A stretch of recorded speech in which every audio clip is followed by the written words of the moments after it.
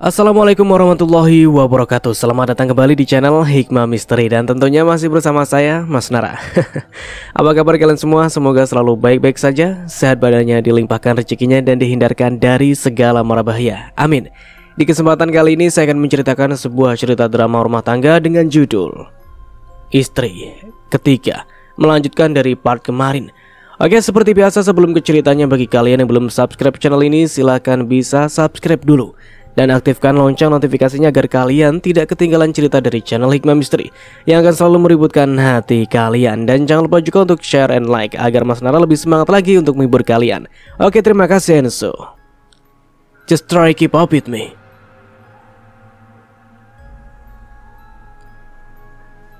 Jam sudah menunjukkan pukul 7:30 malam. Rahma sudah menyiapkan panganan dan minuman segar untuk Teguh. Sebentar lagi calon suaminya itu akan datang. Rahma pun berdandan seapik mungkin. Bahrun tersenyum melihat anak perempuannya yang begitu bersemangat. Tapi Bahrun juga sedih, karena sebentar lagi Rahma sudah menjadi istri orang, bukan lagi menjadi tanggung jawabnya. Ada sedikit ragu dalam hatinya. Apakah Teguh akan bisa bertanggung jawab penuh atas diri Rahma? Bahrun tahu betul Teguh sangat mencintai Rahma. Namun dalam biduk rumah tangga, cinta saja tidak cukup. Komitmenlah yang mempersatukan. Bahrun agak meragukan komitmen Teguh. Hati kecilnya seperti tak setuju, tapi ia tak mungkin mengungkapkannya kepada Rahma yang sedang sangat berbahagia. Dari luar terdengar suara deru motor yang berhenti, lalu suara salam yang Rahma kenali betul. Assalamualaikum. Rahma segera membuka pintu dan tersenyum melihat Teguh yang berdiri di hadapannya. Di tangan Teguh terdapat sekantung martabak. Rahma membelalak. Kak, aku juga siapin martabak tahu. Mereka tergelak. Kok kita sehati ya? Tanya Teguh. Rahma muncul dan tersenyum melihat mereka. Ya sudah, martabak yang Teguh bawa gak usah dibuka, nanti biar dibawa pulang aja untuk ibunya Teguh. Herma menatap Teguh sambil tersenyum bersahabat. Ibumu apa kabar, Guh? Sehat? Sudah lama mama gak ketemu di pengajian. Oh, sehat kok mah. Mungkin ibu gak sempat aja. Herma mengangguk-ngangguk. Iya ya, sayang juga ibumu gak bisa datang malam ini ya. Teguh mengangguk-kikuk. Kenapa gak bisa datang sih, Guh? Tanya Bahrun yang tiba-tiba muncul di tengah-tengah mereka. Teguh semakin gugup. Rahma menatap Teguh dengan seksama. Ia semakin yakin Teguh berbohong soal izin dari ibunya. Ia menanti apa jawaban Teguh kali ini atas pertanyaan ayah. Suasana masih tegang di rumah Rahma. Bahrun dan Herma masih menunggu jawaban dari Teguh. Rahma sudah pasrah. Guh? Tegur Herma. Kenapa kau diam saja? Ibu kamu setuju nggak? Nggak setuju ya? Teguh segera tersadar dari keruwetan di benaknya dan buru-buru tersenyum. Setuju kok mah. Tadi pas saya mau berangkat kebetulan hujan, jadi ibu nggak jadi ikut deh. Herma tampak lega. Tapi Teguh tahu dari ekspresi wajah Bahrun dan Rahma, mereka tak mempercayai alasannya. Teguh merasa sangat berdosa telah berbohong sedemikian rupa, terlebih dengan semua penolakan ibu, bahkan perintah ibu agar ia memutuskan hubungan dengan Rahma. Biarlah ia akan mengambil resiko terbesar dalam hidupnya. Ia tetap dengan rencana semula. Ia akan memberitahu ibunya sehari sebelum pernikahan. Tentu ibu tak akan bisa menolak lagi. Jadi Guh, tanggal berapa baiknya pernikahan dilaksanakan ya? Idul Adha saya sudah cek kalender. Jatuh tanggal 21 Agustus mah. Mungkin kita adakan tanggal 18 Agustus saja, sehari setelah kemerdekaan. Boleh. Bahrun segera menyetujui. Tapi usahakan ibu kamu datang ke sini ngobrol dengan kami sebelum hari H ya, Guh. Teguh hanya mengangguk. Rahma masih terdiam sejak tadi. Perasaannya tak enak. Ia ingin menunda keputusan ini hingga ibu Teguh benar-benar datang dan membahas pernikahan ini. Tapi ia tak ingin mengecewakan mamanya yang tampak sangat bersemangat. Kalau gitu hari Sabtu nanti mama sama Rahma cari gaun pengantin ya. Kamu juga, Guh. Nanti disiapin beskapnya sekalian. Mama tersenyum memandangi calon menantunya. Teguh mengangguk, tersenyum, menatap Rahma. Rahma terpaksa tersenyum, walau hatinya sangat ragu. Di sisi lain, Lena di rumah uring-uringan. Apa ini yang dinamakan karma? Dia jadi madunya Najla dan sekarang dia yang akan dimadu? Apa sih yang dicari Mas Bram? Perempuan itu, si Rahma, gak lebih cantik dari dirinya. Bahkan dari Najla pun tidak. Suasana rumah sepi, malam ini harusnya Mas Bram menginap di rumah Lena. Tapi Lena pikir ia juga sedang tidak nyaman berada di dekat Bramantya. Biar sajalah lelaki itu di rumah istri tuanya. Sambil berjalan ke kamar, Lena mendial nomor Andi. Tampak di sebuah kafe, Andi sedang menikmati kopi bersama beberapa temannya. Saat ponselnya bergetar, ia tak berniat memeriksa siapa yang menelpon. Tak ada yang ia harapkan untuk menelpon selarut ini. Paling-paling hanya bapaknya yang sakitan, menyuruhnya untuk pulang. Malesin. Tapi ponselnya terus bergetar. Salah seorang temannya melirik layar ponsel lalu menyikut Andi. Woi, telepon tuh. Andi memeriksa ponselnya dan mengernyit. Mau apa lagi sih Lena? Andi pun dengan malas menerima telepon dari Lena. Halo Bu Bos, sapanya. Berisik Bu Bos. Dik, itu gimana sih sebenarnya hubungan Mas Bram sama si Rama? Sejauh apa? Kok Mas Bram tiba-tiba bilang mau nikah sama dia? Andi langsung duduk tegak, kaget. Nikah? Iya. Lena dengan kesal mengempaskan bokong ke tepi tempat tidur. Mereka pacaran atau gimana? Andi terdiam, berusaha mencerna. Sebenarnya kedekatan Bramantya dan Rahma hanya kecurigaan dan karangannya saja, agar Lena emosi dan membiat Bramantya memecat cewek itu. Tapi kenapa sekarang jadi beneran gini sih? Loh, kata siapa mereka mau menikah? Andi berusaha memastikan lagi. Kata Mas Bram. Andi menggeleng-geleng. Nggak nyangka ya. Kepincut juga laki lo. Emang doyan sih dia. Poligami itu susah berhenti. Udah nambah lo istri kedua, sekarang mau nambah Rahma istri ketiga. Lo ngeselin ya, omel Lena. Lo tenangin gue dong. Pakai kasih usul supaya Mas Bram gak jadi nikah sama tuh cewek. Ini malah nakutin gue. Gak guna lo. Andi terkekeh. Ya, lo jadi istrinya gimana? Gue suruh mecat aja gagal. Malah sekarang laki lo mau nikah sama dia. Pesona lo udah memudar tuh, Lena. Lena emosi dan segera mematikan sambungan telepon. Apa sih masalah si Andi? Jangan-jangan dia masih cemburu karena aku menikah dengan Bramantya. Begitu pikir Lena. Ya memang pernah menjadi kekasih Andi saat mereka SMA. Di tempatnya Andi juga merasa menyesal sudah mengucapkan apa yang seharusnya hanya tersimpan di benaknya.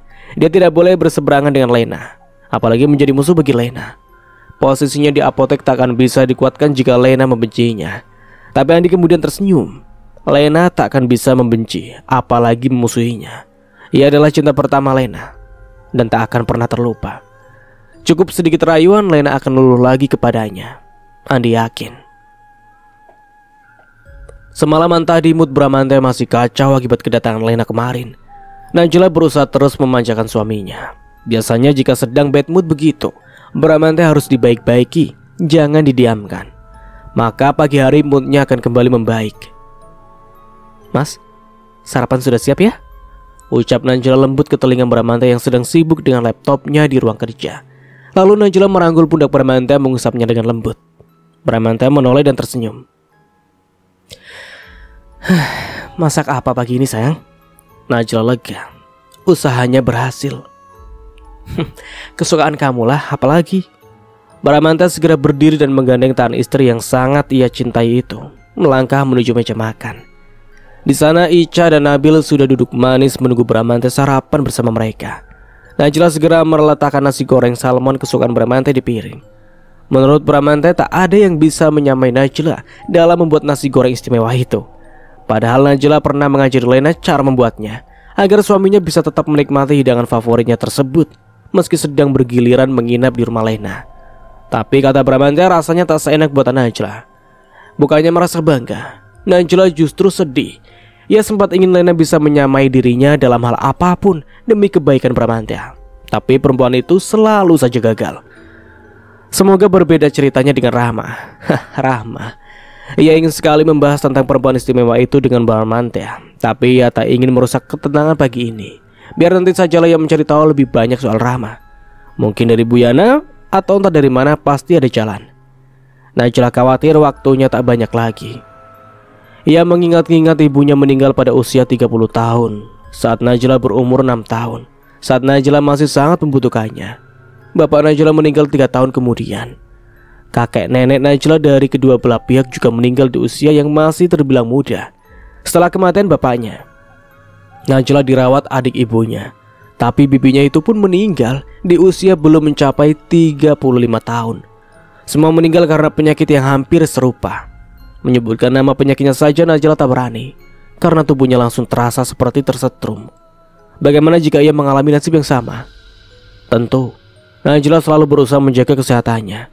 Tapi terkadang, rasa takut mati itu begitu menderanya, sehingga sekujur tubuhnya terasa seperti tertusuk-tusuk dan nafasnya sesak.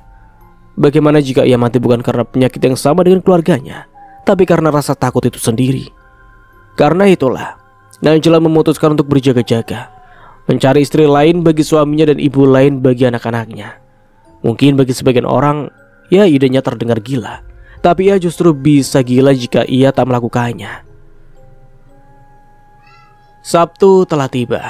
Rahma dan Erma menumpang angkot menuju sanggar pengantin milik salah satu seorang teman pengajian Erma. Ya, Tante Delia. Najla mewanti-wanti ia ingin gaun pengantin yang syar'i. Iya Neng, Mama ngerti. Yang penting jilbab kan? Pakai jilbab? Di dalam angkot Erma memastikan. Bukannya hanya pakai jilbab mah, tapi yang jilbabnya menutup dada. Erma meringis. Iya nanti kamu bilang aja ke Tante Delia ya. Mama gak ngerti yang gitu-gitu. Terserah Rama mau pakai baju kayak apa. Pikir Erma, yang penting dia menikah. Erma sudah lama menantikan hari bahagia ini. Ia dan Bahrun telah menabung selama setahun belakangan ini. Alhamdulillah hasilnya lumayan. Erma berharap Teguh akan menyambung cukup dana untuk cara resepsi nanti. Tak apa, di rumah saja. Yang penting bisa syukuran kecil-kecilan dan mengundang teman-teman pengajiannya. Rahma dan Erma tiba di alamat yang dituju. Sebuah gang buntu yang hanya cukup satu untuk mobil. Di sana ternyata Teguh sudah menunggu. Erma lega. Teguh ternyata semakin dekat ke acara pernikahan, semakin bisa diandalkan. Padahal Erma dan Bahrun sempat ragu dengan calon menantunya ini beberapa waktu silam. Mereka pun memasuki rumah Tante Delia yang tak terlalu besar namun asri. Teguh menunggu di teras. Assalamualaikum, sapa Erma ceria. Waalaikumsalam, terdengar dua suara menjawab dari arah dalam rumah. Dan muncullah seorang perempuan yang membuat Rahma dan Erma terkejut bersamaan. Bu Najla? Sepasang ibu dan anak itu saling pandang. Kamu kenal Bu Najla, Neng? Tanya Erma dengan heran. Kenal mah, kan Bu Najla istri pemilik apotek tempat Neng kerja. Najla tampak senang bertemu dengan mereka berdua. Masya Allah, jadi Rahma anak Bu Erma. Iya Bu, ini anak perempuan saya satu-satunya. Erma tersenyum meriang. Mama dan Bu Najla kenal di mana? Kami satu pengajian, Rahma. Jawab Najla tak kalah riangnya. Tante Delia muncul di sana. Najla menoleh dan menambahkan, sama Bu Delia juga. Rahma pun teringat. Oh, waktu itu Bu Najla pernah menyediakan konsumsi untuk pengajian ya, yang Mama bawa pulang ke rumah. Rahma menoleh ke Erma memastikan. Erma segera membenarkan. Nah iya, betul, ini Bu Najla yang Mama maksud. Masya Allah, senangnya bisa ketemu di sini Bu Erma dan Rahma. Mau jahit baju juga? Tanya Najla. Tante Delia memang selain menyewakan baju pengantin, ia juga menyediakan jasa jahit. Namun belum sempat Rahma dan Erma menjawab. Ponsel Najla berdering. Maaf, Mas Bram telepon. Najla segera menerima telepon dari sang suami. Assalamualaikum. Iya, sudah selesai. Ya, saya ke depan ya. Iya, oke. Waalaikumsalam. Najla menoleh ke semua di sana. Maaf, ini Mas Bram sudah menunggu di jalan raya di depan sama anak-anak. Tadi mereka minta ke minimarket. Saya duluan ya. Makasih ya Bu Delia. Saya bawa ya bajunya. Tante Delia tersenyum. Saya yang makasih Bu Najla. Enggak, ini sudah saya siapin di kantong yang besar. Tante Delia menyerahkan kantong karaton dengan ukuran yang sangat besar. Bisa masuk 3-4 baju. Taksir Erma sambil menatap kepo ke arah kantong itu. Najla menerima dari Tante Delia. Makasih Bu, yuk, mari semua. Assalamualaikum. Waalaikumsalam. Najla bergegas keluar. Di teras ia mengangguk sopan kepada Teguh yang sedang menunggu. Sempat terlintas di benaknya, apakah pria ini datang bersama Rahma dan Bu Erma? Tapi ia tak terlalu ambil pusing. Ia tak ingin Bramante dan anak-anaknya menunggu lama. Ia mempercepat langkahnya dengan hati ceria karena bisa bertemu lagi dengan Rahma. Dan ternyata Rahma adalah anak teman pengajiannya. Ia mengenal Bu Erma dengan baik, perempuan soleha yang sangat santun. Pantas saja Rahma memiliki akhlak yang baik. Ia semakin merasa cocok dengan Rahma. Sementara itu di rumah Tante Delia, Rahma dan Erma segera ditujukan berbagai gaun pengantin syar'i yang cantik. Satu persatu Rahma menyentuh gaun yang tergantung indah di lemari display. Mau warna apa Rahma? Tanya Tante Delia dengan lembut. Putih Tante, karena nanti mau dipakai untuk akad dan resepsi sekalian. Kalau beda-beda nanti biayanya terlalu banyak. Tante Delia memandang Rahma dengan haru. Kamu Tante kasih diskon deh. Gak apa-apa 2 gaun. Gak usah Tante, makasih, 1 aja. Lalu terdengar suara Teguh dari teras. 2 aja Rahma. Semua menoleh ke teras. Teguh mengangguk sopan. Tante Delia membalas anggukan itu sambil memberi silakan masuk. Ini calonnya Rahma. Ayo masuk aja gak apa-apa. Teguh masuk dan ikut melihat gaun-gaun cantik di sana. Jadi 2 gaun? Tante Delia memastikan. Rahma menggeleng. 1 saja Tante. Teguh dan Erma tambah heran dan kecewa. Kenapa sih Neng? Kata Teguh gak apa-apa 2. Rahma menggeleng lagi. Ia tak mungkin mengatakan alasannya. Ia yakin Ibu Teguh akan mengeluarkan kalimat yang bisa menyakitkan hatinya jika melihat Rahma mengenakan 2 gaun pada hari yang sama. Ia cukup mengenal calon mertuanya itu. Ia tak ingin membiarkan kesempatan untuk disakiti pada hari bahagianya. Bahkan ada pikiran buruk di kepalanya bahwa ia tak akan keberatan jika Ibu Teguh tidak hadir pada hari pernikahannya dengan Teguh. Tapi tentu Rahma tak berani mengutarakannya kepada Teguh. Ia tahu betul betapa Teguh menyayangi dan menghormati ibunya, dan pasti menginginkan ibunya hadir pada acara pentingnya itu. Akhirnya mereka memilih gaun broken white yang sangat cantik. Tante Delia tetap memberikan diskon istimewa. Rahma dan Erma sangat berterima kasih kepada perempuan soleha tersebut. Terlebih beskap Teguh, seragam Erma dan Ibu Teguh serta ayah Rahma juga disediakan dengan harga yang terbilang sangat murah. Oh iya, karena tadi katanya kan Nak Teguh sudah yatim. Apakah nanti digantikan pamannya atau bagaimana? Kalau iya nanti bisa disiapkan seragam yang sama dengan ayah Rahma. Info aja ukurannya. Tante Delia menatap Teguh menanti jawaban. Teguh kembali seperti terkesiap, tak siap dengan jawaban. Kamu belum bahas dengan ibumu soal ini, Gu? Tanya Erma. Teguh tersenyum janggal. Sudah mah, tapi kata ibu nggak usah, nanti biar ibu sendiri saja yang mendampingi di pelaminan. Oh, Erma dan Tante Delia manggut-manggut bebarengan. Rahma menghela nafas pelan. Ia masih merasakan ada yang tidak beres. Mengenal Teguh selama 10 tahun, ia seperti bisa merasakan jika Teguh sedang tidak mengatakan yang sebenarnya. Apalagi senyuman Teguh terlihat janggal di mata Rahma, seperti tidak tulus, seperti tabir yang menghalangi hatinya sendiri. Tapi Rahma tak berani memastikan. Kegelisahan Rahma berlanjut hingga saat ini. Erma dan Teguh mendatangi penyedia pelaminan dan tenda, lalu hingga ke penyedia jasa catering, bahkan hingga mereka pulang ke rumah Rahma. Gimana tadi mah? Mbah Harun menyambut dengan penuh semangat. Alhamdulillah kita dapat banyak diskon. Selalu diskon yang dipikirkan Erma. Ia bahkan tak menyadari kegelisahan Rahma. Hanya Teguh yang menyadari. Saat Rahma mengantarnya ke motor setelah Teguh berpamitan pulang, calon suaminya itu bertanya, "Kamu kenapa? Ada masalah?" Rahma menatap Teguh. Kalau Kak Teguh gak yakin dengan rencana ini, kita masih punya waktu untuk membatalkan atau mencari tanggal lain lebih tepat. Mungkin setelah Kak Teguh wisuda. Teguh menghela nafas. Gadis di hadapannya ini begitu mengenal pribadinya. Tentu ia tahu ada yang tak beres. Tapi Teguh menggeleng. Enggak, 18 Agustus adalah tanggal yang paling tepat. Apapun yang terjadi, kamu akan menikah pada hari itu. Aku janji, oke? Rahma tidak mengangguk, tidak menjawab. Janji Teguh seperti terlalu mengawang-awang. Hingga ibu Teguh datang melamarnya secara resmi, Rahma masih belum yakin bahwa tanggal 18 Agustus adalah hari pernikahannya dengan Teguh. Ia tak yakin, namun ia berdoa, semoga ia salah. Di sisi lain, Najla memasuki ruangan aula masjid, tempat di mana diadakan pengajian ibu-ibu yang biasa ia hadiri. Ia datang hampir setengah jam lebih cepat. Sengaja ia ingin berbicara dengan Erma, mamahnya Rahma. Pandangannya menyapu seluruh ruangan. Erma yang biasanya datang lebih cepat ternyata belum tiba.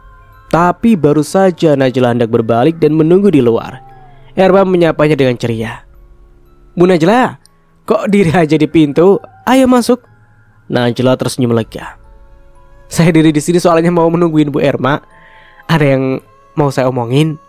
"Oh ya udah, yuk di situ." Erma menggiring Najla ke sebuah sudut masjid yang tidak terlalu ramai sehingga mereka bisa mengobrol berdua. "Ada apa, Bu? Ada masalah?" Erma terdengar agak khawatir. Najla menggeleng, lalu dengan sangat hati-hati ia menjelaskan maksud dan tujuannya. Erma terkejut membelalak. Bu Najla nggak salah? Rahma cocok sama suami ibu?" "Aduh, maaf Bu Erma. Maksud saya bukan gimana-gimana ya. Tapi seperti saya jelaskan tadi, kalau saya nggak ada, saya pingin perempuan seperti Rahma yang..." Erma buru-buru menggeleng. "Maaf Bu, saya nggak paham. Ibu masih ada, masih hidup, sehat. Kenapa malah suruh saya deketin anak saya ke suami ibu?" Dalam pikiran Erma, Najla pasti sudah sakit jiwa. Najla meringis. "Maaf kalau ucapan saya bikin ibu sakit hati. Tapi sungguh bukan itu maksud saya. Masalahnya istri kedua suami saya..." Erma memotong lagi. "Astagfirullahaladzim, sudah ada istri kedua? Jadi maksudnya Rahma mau dijadikan istri ketiga?" Suara Erma agak melengking kali ini. Ia benar-benar semakin terkejut. Bu, tolong pelanin suaranya." Najla memerhatikan sekitar. Tampak ada beberapa ibu pengajian yang melirik ke arah mereka. Erma refleks menutup bibirnya dengan jemarinya. "Bu Najla, maaf. Kami memang orang susah. Tapi bukan berarti kami mau menjual anak kami untuk jadi istri ketiga, apapun alasannya. Lagi pula insya Allah Rahma akan menikah tengah bulan ini."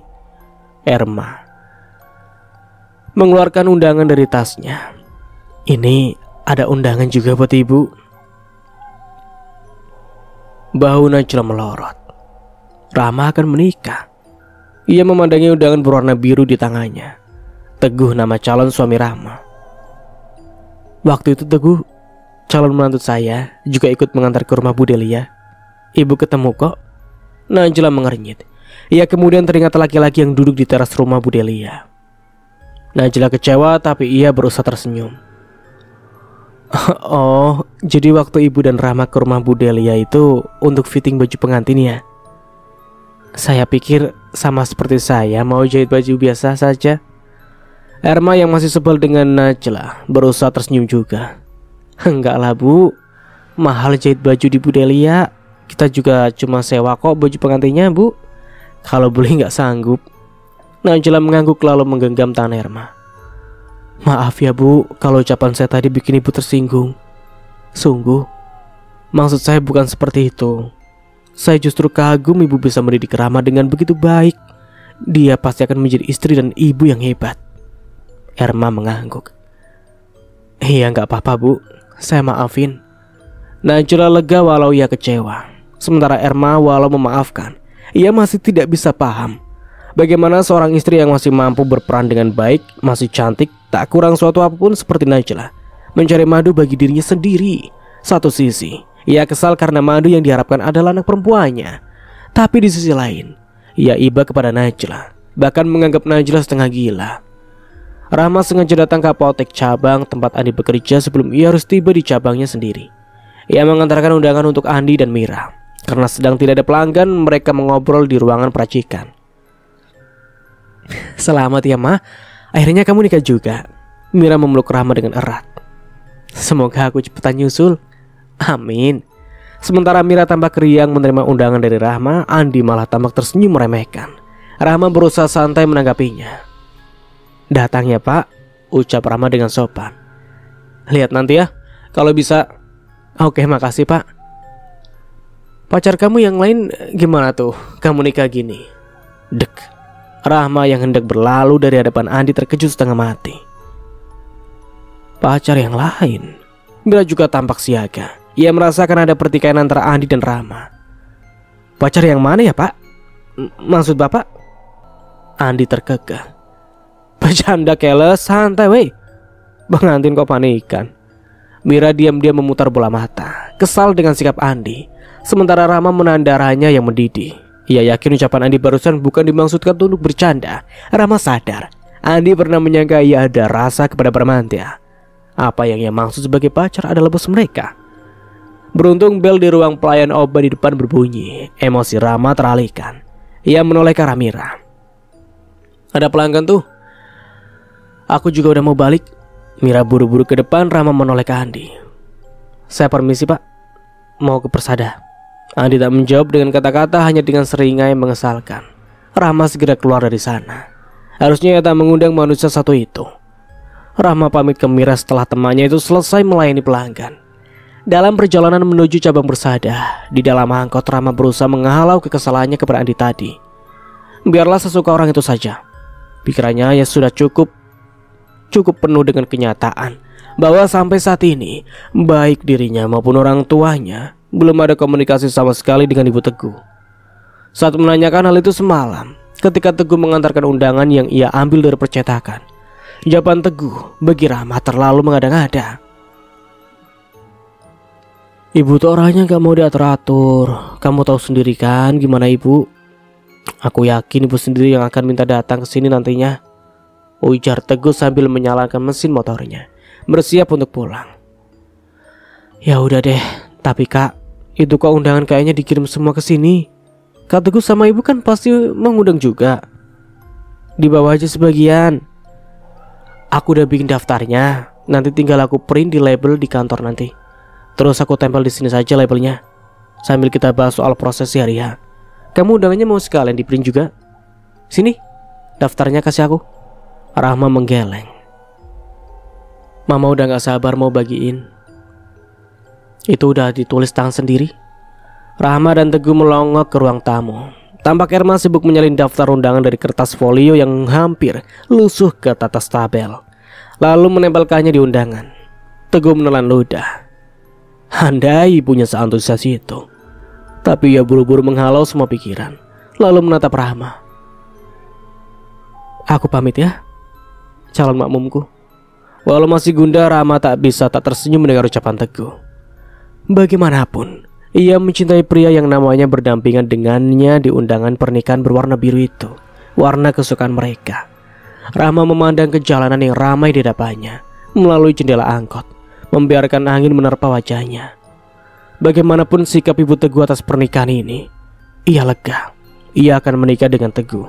Paling tidak Andi tidak akan punya lagi bahan untuk menghinanya dengan begitu menjijikan. Erma tak bisa menghalau ucapan Najla yang terngiang di kepalanya, bahwa Najla ingin Rahma menjadi istri ketiga bagi suaminya. Erma masih tak habis pikir. Saat Barun pulang dari menjual gado-gado, Erma segera menyerocos panjang lebar menceritakan ucapan Najla tadi. Bu Najla memang sudah minta maaf ya, tapi Mama gak terima. Barun juga gak tersinggung mendengarnya. Apa karena mereka orang susah, sehingga seenaknya saja dikira mau menjadi istri ketiga dari seorang pengusaha sukses. Mah, tapi tolong soal ini jangan Mama bahas ke Sineng ya. Kasihan nanti dia jadi jengah sama bosnya, padahal dia senang kerja di sana.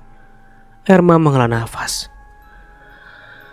Ya sudah, kalau menurut ayah bagusnya gitu, ya Mama gemes aja sih pengen cerita ke Sineng sebenarnya. Saat mereka sedang mengobrol, tiba-tiba ada telepon dari Rahma. Halo, assalamualaikum. Waalaikumsalam. Rahma menjawab sambil agak kesakitan, sambil mengusap kakinya. Mah, ayah sudah pulang. Udah Neng, kamu kenapa kok kayak beda gitu suaranya? Erma khawatir. Neng tadi keseleo waktu turun angkot mah. Ayah bisa jemput gak? Ya Allah, si Neng keseleo. Bisa, ayo bisa jemput. Ya udah, kamu di mana? Di Persada kan? Iya mah, ini baru sampai Persada habis ngantar undangan ke cabang lama. Pas turun angkot keseleo. Ya udah, si ayah jalan sekarang. Neng kenapa mah? Keseleo, ayah sana jemput cepetan. Mana mau nikahan kok malah keseleo. Si Neng mah. Burhan buru-buru berangkat menjemput anaknya semata wayang. Sementara Erma berjanji dalam hati, ia akan menahan diri untuk tidak membahas keinginan Najla agar Rahma menjadi istri ketiga bagi suaminya. Tahu pernikahan Rahma dengan Teguh sebentar lagi, ucapan Najla sudah tidak penting lagi buat dipikirkan. Sementara di apotek, Rahma menggunakan obat semprot yang dijual di sana atas saran Bramantya yang baru saja datang. Kamu harusnya kirim pakai kurir saja. Rahma, undangannya itu loh. Kenapa kamu diantar sendiri? Ujar atasan Rahma tersebut. Kan kamu yang susah kalau terkilir begini. Mana sebentar lagi mau nikahan? Rahma meringis. Iya, nggak enak aja pak kalau nggak diantar sendiri. Sekalian kan lewat juga. Coba saya lihat kakinya. Bengkak nggak? Bramantya hampir menunduk untuk melihat kondisi kaki Rahma. Tapi Rahma buru-buru menarik kakinya. Ia jengah. Gak usah pak. Gak apa-apa kaki saya, gak bengkak. Bramantya terdiam. Ia lupa Rahma berpakaian sangat rapat. Ia baru menyadari kaki Rahma yang kanan masih terbalut kaos kaki, sementara hanya yang kiri yang terkilir, yang sudah dilepas kaos kakinya. Bramantya segera memalingkan wajahnya. Saya antar pulang ya. Rahma menggeleng. Makasih pak, barusan saya sudah telepon ke mama. Ayah akan jemput. Bramantya manggut-manggut. Ya sudah, jangan masuk kerja dulu sampai kamu sembuh. Benar? Rahma mengangguk. Terima kasih pak. Ketika itu Barun tiba di sana. Ia sangat khawatir sehingga tak menyadari kehadiran Bramantya di sana.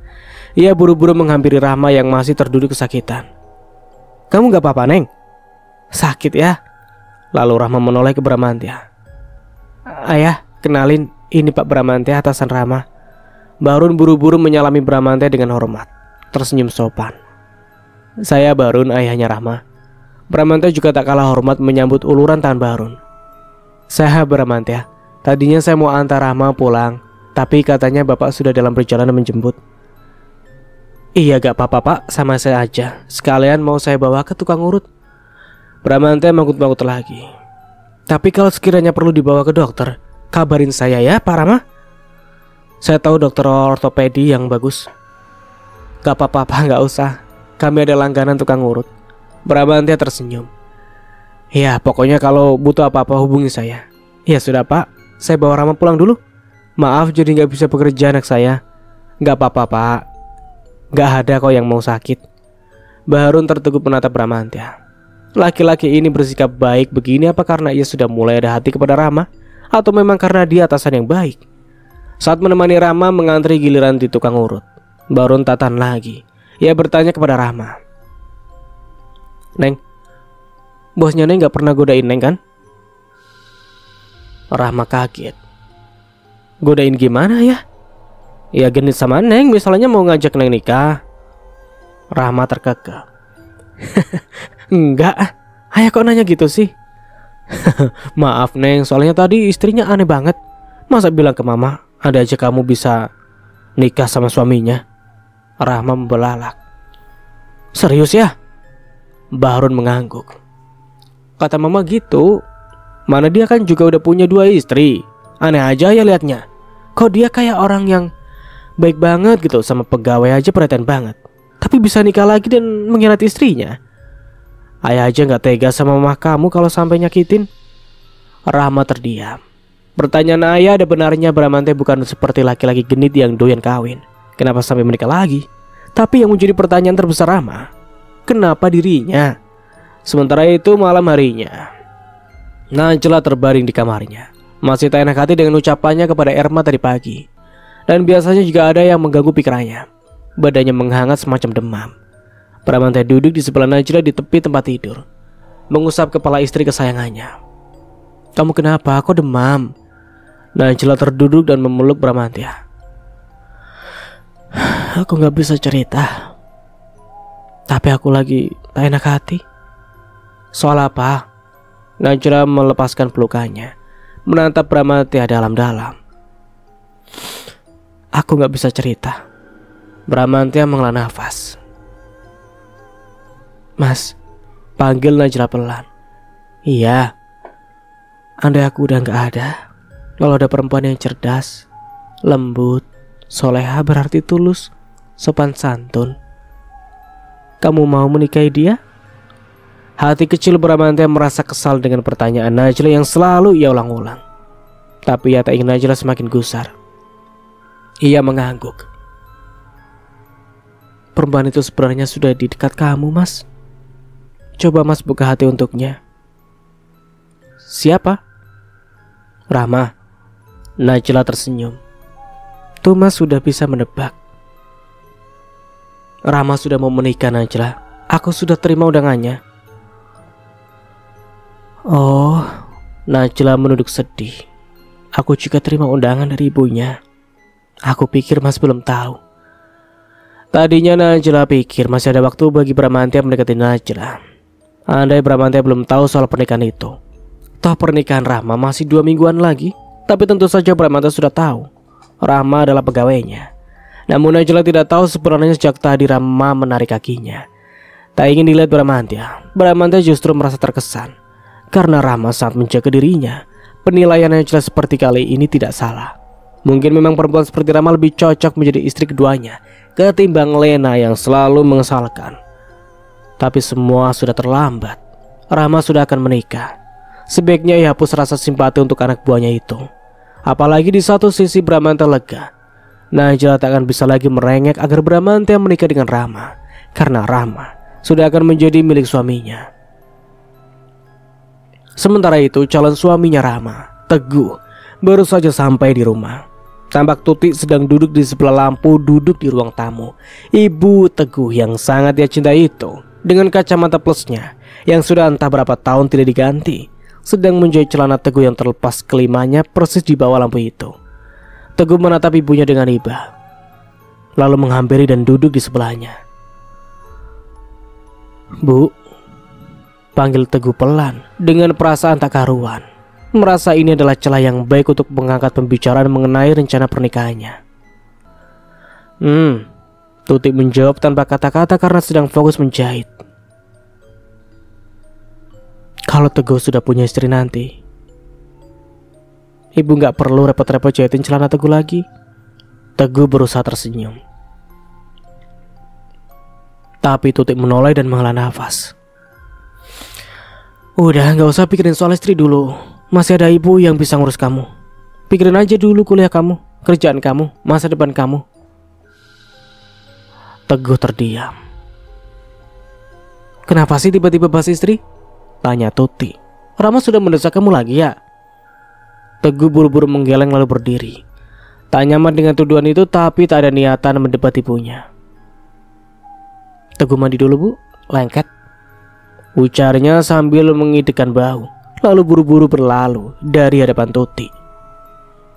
Tuti memandangi anaknya, anak semata wayang yang telah masuk kamar.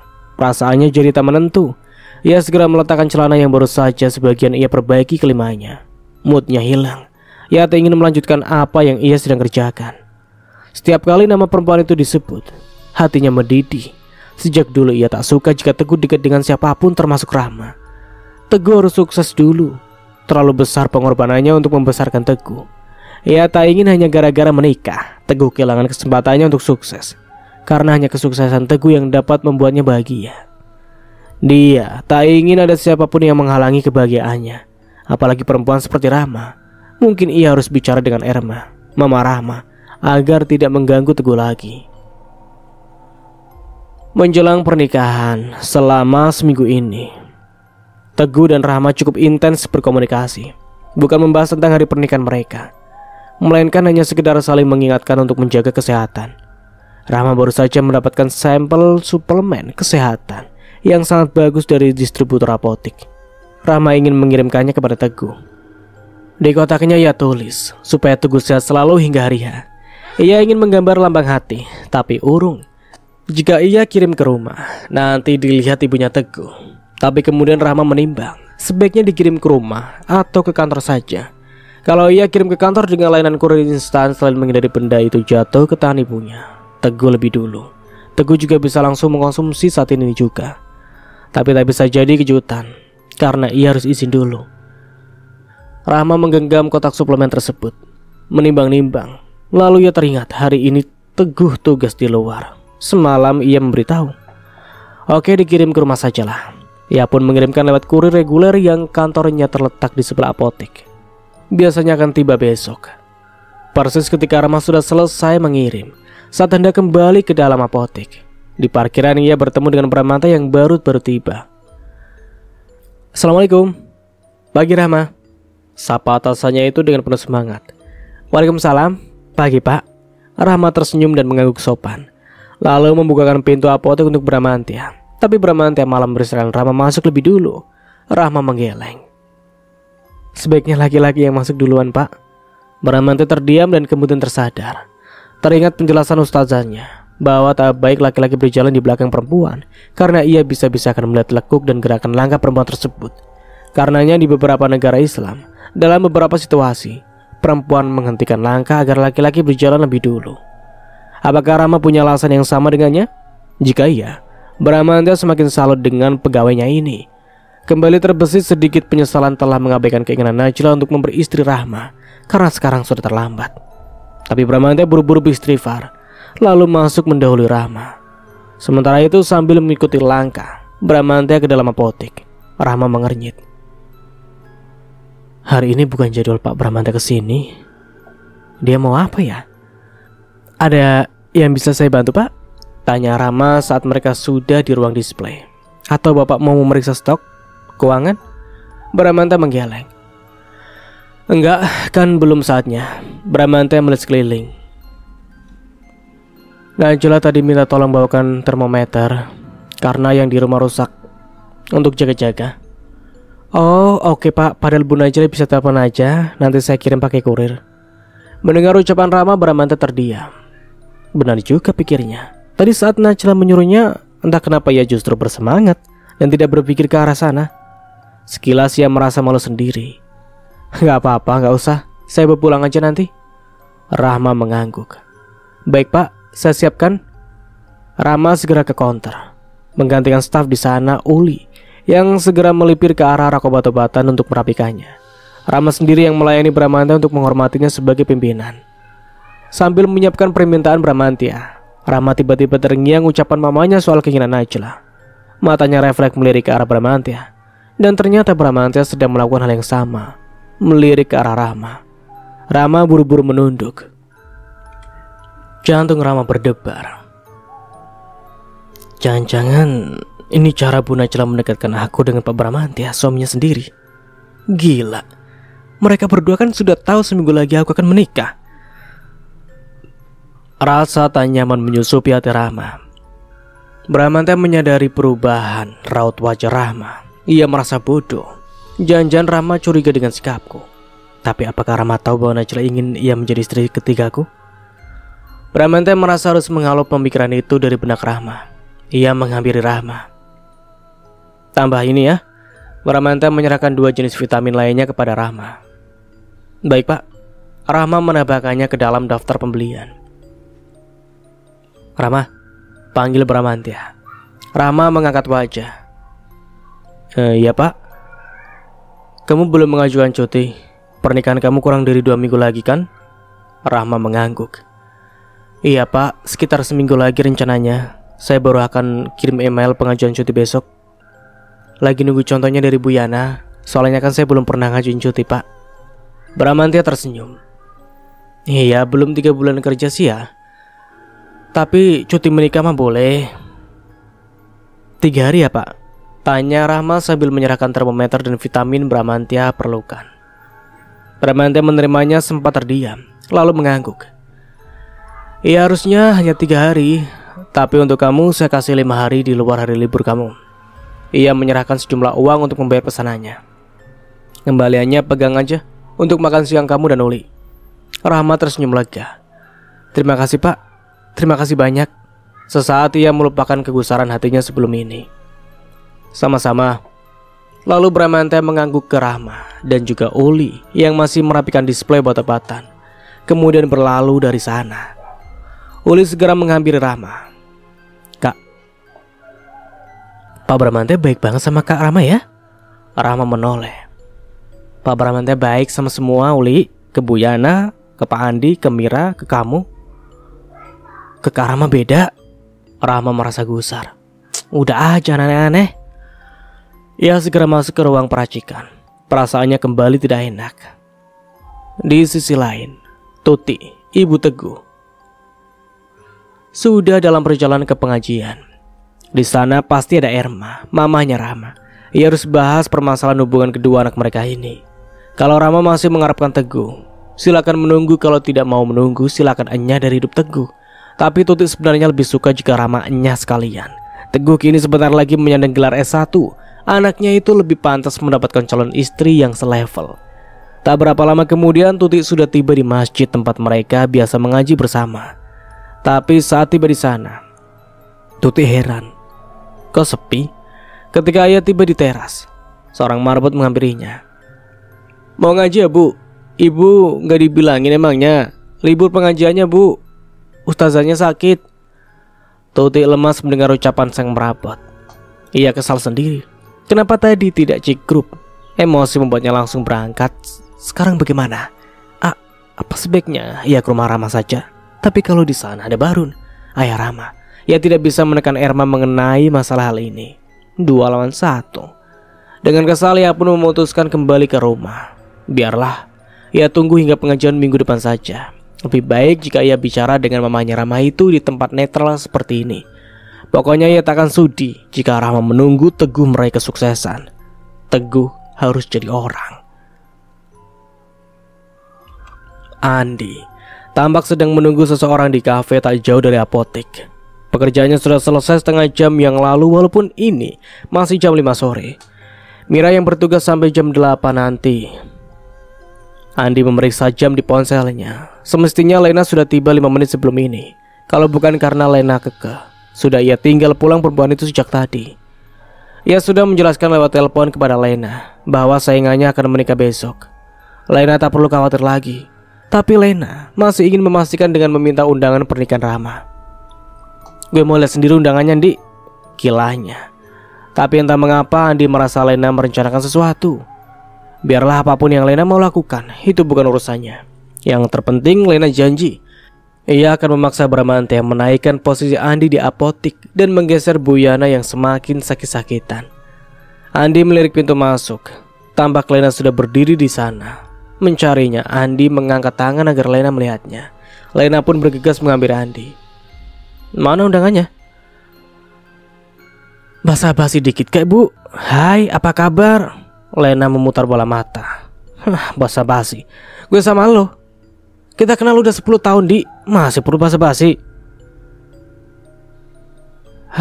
"Kadang gue kangen sama lo yang dulu. Waktu kita masih SMA. Waktu..." "Stop." Lena menggeleng. "Lo, gue, udah gak mungkin, oke? Jangan berharap." Andi terkekeh. "Lihat aja, Len. Kalau lo sampai dilepeh Bramantya, lo pasti lari ke gue. Mana undangannya?" Lena mendesak. Andi mengambil undangan itu dari tas dan menyerahkannya kepada Lena. Lena segera merebutnya dan membaca dengan seksama. "Acaranya di rumahnya?" tanya Lena sambil terus memperhatikan undangan itu. "Undangan murah 1000-an, pikir Lena. Nggak level sama Mas Bram." "Nggak tahu." Andi mengangkat bahu lalu menyesap kopinya. "Gue nggak pernah datang." Lena mengernyit, menatap mantan sekaligus sahabatnya itu. Andi benar-benar benci sama perempuan itu gara-gara gagal naik jabatan. "Gak usah benci gitu, tenang aja. Bu Yana palingan juga bentar lagi lewat. Penyakitnya berat kan? Pasti lo yang diangkat megang cabang lo sekarang ini. Kalau Bu Yana udah gak ada." Andi mencibir. "Harusnya lo minta bantuan, minta Bramantya angkat gue. Ada ataupun gak ada Bu Yana, gue udah kasih undangan itu ke lo. Sekarang tugas lo adalah memastikan gue naik jabatan." "Lo minta bayaran atas undangan ini?" Lena kaget. "Loh, iya dong. Coba bayangin, dia memang udah nikah, Tapi kalau memang ada cinta di hati Bramanta buat dia, plus kekayaan Bramanta yang sebanyak itu, dibandingin suaminya yang bikin acara resepsi di gedung aja gak sanggup, kira-kira menurut lo, apa dia gak lebih memilih suami lo ketimbang suaminya sendiri? Dan status dia sudah jadi istri malah akan bikin orang gak curiga kalau dia selingkuh sama suami lo, ya kan? Lena terkesiap. Kalau gue jadi lo, besok gue akan datang. Lo harus tunjukin ke dia bahwa lo istri Bramantya dan dia sebaiknya gak main-main sama lo. Lena mengalihkan pandangan dari Andi, kembali menatap undangan itu. Dahinya berkerut sangat dalam. Andi benar. Andi selalu benar.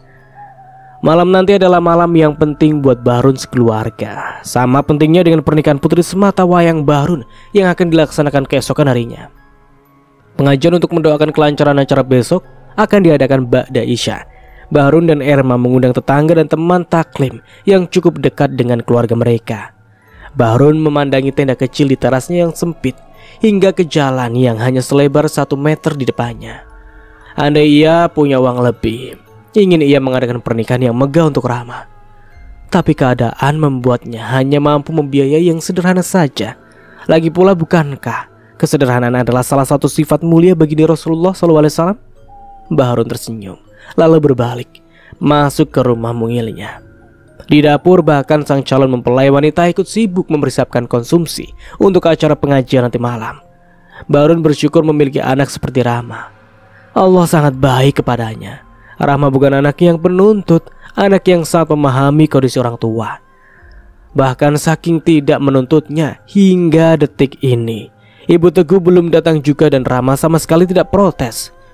Bahrun dan Erma sudah sangat gemas, tapi tak ingin mengacaukan rencana pernikahan ini. 2 hari yang lalu Teguh berjanji ibunya akan datang malam ini. Ya, kita lihat saja apakah kali ini Teguh menepati janji yang selalu ia ingkari itu. Tapi sesungguhnya perasaan Bahrun sangat tidak enak. Rahma mengangkat kardus berisi snack box yang telah dipersiapkan untuk para tamu pengajian. Tatapannya bertemu dengan tatapan Bahrun. Ia tersenyum tampak bahagia. Bahrun segera menghalau perasaan tak enaknya. Ia harus yakin, harus optimis demi Rahma. Bahrun menghampiri Rahma dan mengambil kardus itu dari tangan Rahma. Udah jam 5 Neng, mandi, siap-siap. Rahma mengangguk tersenyum. Iya ya, ayah juga. Iya, habis kamu nanti. Rahma segera ke kamarnya. Di dinding ia melihat gamis cantik hadiah dari Tante Delia untuk pengajian ini telah secara khusus di laundry oleh mamahnya. Mahal mah, protes Rahma. Biar Rahma cuci aja. Jangan, ini bahannya mahal. Kalau rusak gimana? Erma bersikukuh. Rahma terharu. Ayah dan mamanya tampak sangat bahagia memberikan yang terbaik yang mereka mampu untuknya. Air matanya menetes. Mereka akan menyerahkan tanggung jawab atas dirinya kepada orang lain. Pasti berat bagi mereka. Apalagi jika Teguh menginginkan agar ia ikut tinggal bersama dengan Ibu Teguh di rumah mereka. Teguh tak akan mau meninggalkan ibunya. Tapi kemudian Rahma tersadar. Ia belum pernah membahas hal itu dengan Teguh. Mungkin besok selepas resepsi saat semua orang sudah pulang dan hanya ada dia dan Teguh, mereka akan bicara banyak, sangat-sangat banyak. Tiba-tiba rasa rindu kepada calon suaminya itu menyusupi hati Rahma. Ia mengirimkan pesan kepada Teguh.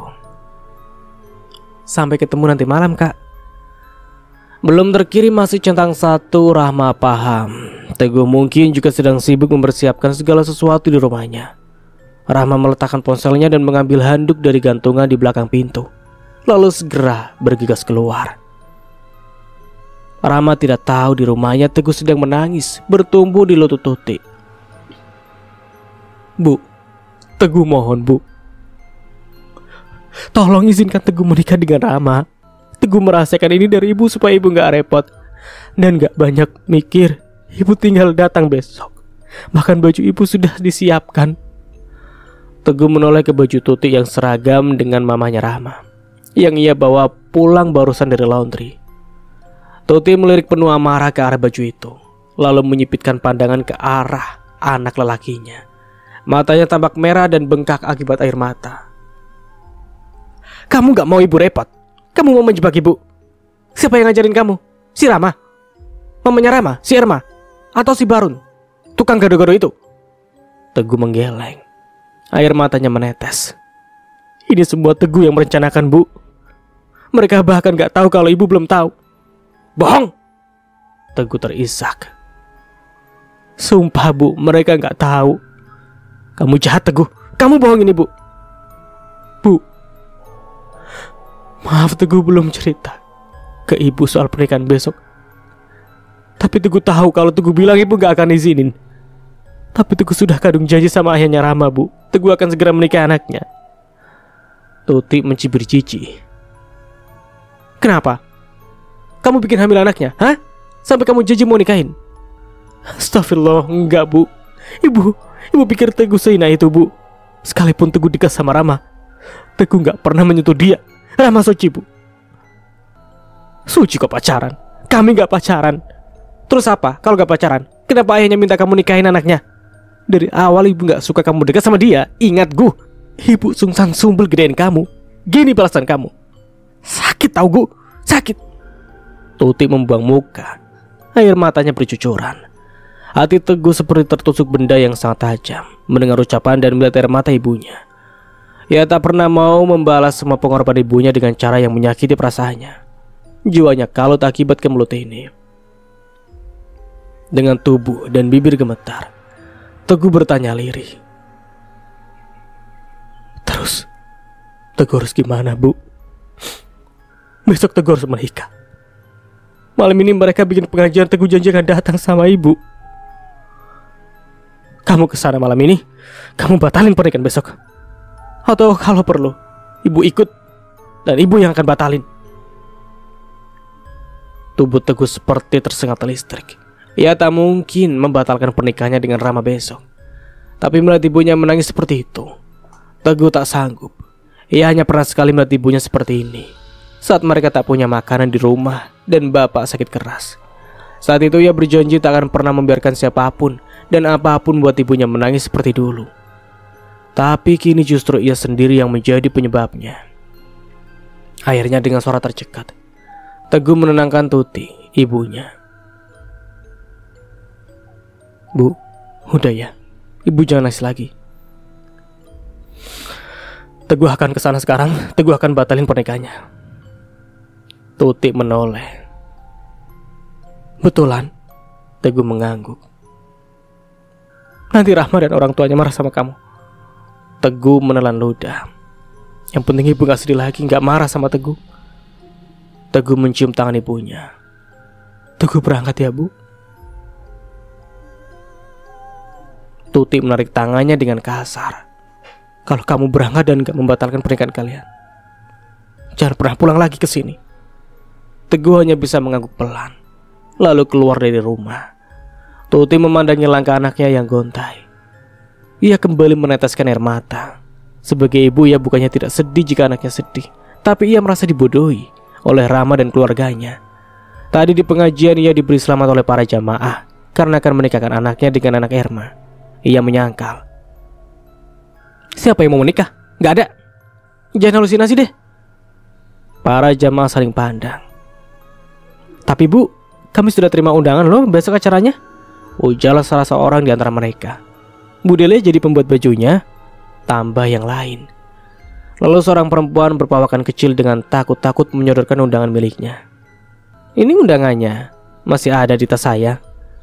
Tuti memandangnya dengan wajah memerah penuh amarah. Namun Teguh, namanya dan nama bapak Teguh ada di sana, dan dia tidak tahu sama sekali. Masa Bu Tuti nggak tahu sih? Aneh. Masa Teguh nikah nggak bilang-bilang sama ibunya sendiri? Darah Tuti semakin mendidih. Ia sangat malu. Wajahnya seperti sedang dilempari kotoran kerbau. Ia ingin lenyap saja dari sana. Bu, panggil seorang lainnya lagi. Ibu nggak apa-apa? Tuti segera menguasai diri, berusaha tersenyum. Sayang, nggak apa-apa. Saya permisi pulang duluan ya. Mari. Tuti pergi tanpa menoleh lagi. Undangan milik perempuan tadi masih tergenggam di tangannya. Sesampainya di rumah, ia membantainya ke atas meja. Ia menimbang. Haruskah ia menelpon Teguh sekarang dan menyuruhnya pulang? Tuti menggeleng. Ia memilih menunggu sore, saat Teguh tak bisa mengantisipasi apapun jika menyuruhnya membatalkan pernikahan dengan Rama besok. Dan ia yakin saat ini Teguh pasti sudah dalam perjalanan di dekat rumah Rama. anaknya tak akan berani mengkhianatinya lagi. Tak akan ada pernikahan, tak akan pernah ada. Dan sampai di sini dulu ceritanya. Nantikan kelanjutan ceritanya di part berikutnya. Dari saya mohon maaf bila ada salah kata atau dalam penyampaian cerita. Akhir kata, wassalamualaikum warahmatullahi wabarakatuh. Sampai jumpa di video berikutnya and bye bye.